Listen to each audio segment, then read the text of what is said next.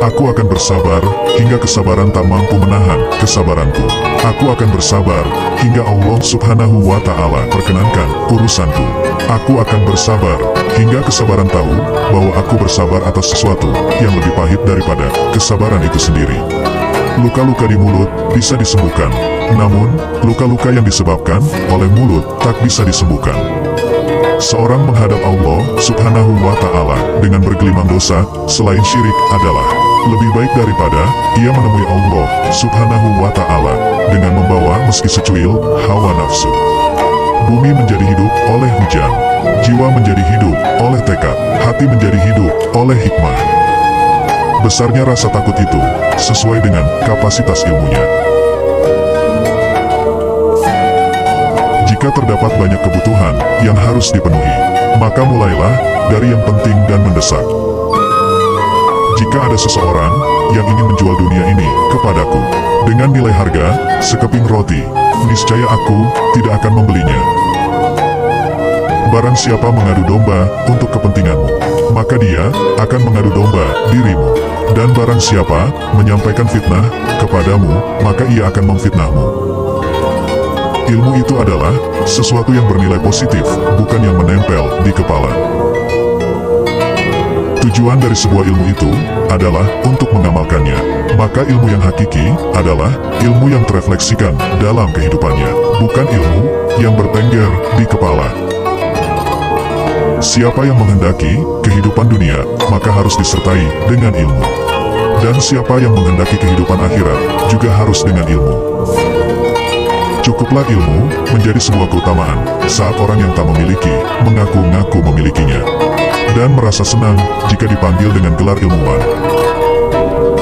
Andaikan aku ditakdirkan mampu menyuapkan ilmu kepadamu, pasti kusuapi engkau dengan ilmu. Cukuplah kebodohan menjadi aib saat orang yang bodoh merasa terbebas darinya dan marah jika digelari dengannya. Ilmu tidak akan dapat diraih kecuali dengan ketabahan. Ilmu itu seperti air. Jika ia tidak bergerak, maka ia akan menjadi keruh lalu membusuk. Jika kamu tidak tahan terhadap penatnya belajar, maka kamu akan menanggung bahayanya kebodohan. Aku mampu berhujah dengan 10 orang berilmu, tapi aku akan kalah pada satu orang yang jahil, karena ia tidak tahu akan landasan ilmu. Ilmu itu bukan yang dihafal, tetapi yang memberi manfaat. Orang yang pandai akan bertanya tentang apa yang ia ketahui dan tidak ia ketahui. Dengan menanyakan apa yang ia ketahui, maka ia akan menjadi tahu. Sementara orang bodoh meluapkan kemarahannya karena sulitnya ia belajar dan tidak menyukai pelajaran.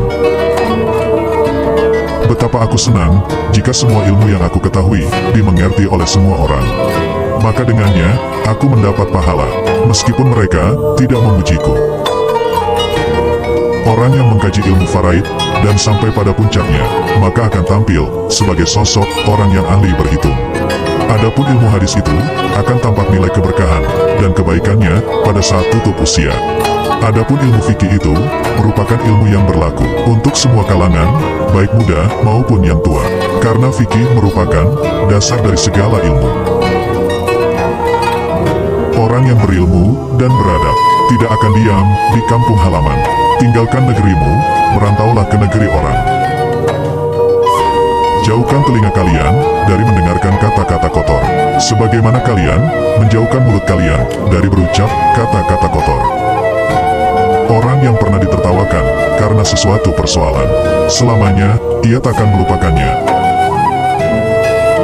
Tak termasuk menjaga harga diri bila seseorang memberitahukan usianya, sebab jika ia masih muda, orang-orang akan meremehkannya. Jika ia sudah tua, orang-orang akan menganggapnya renta.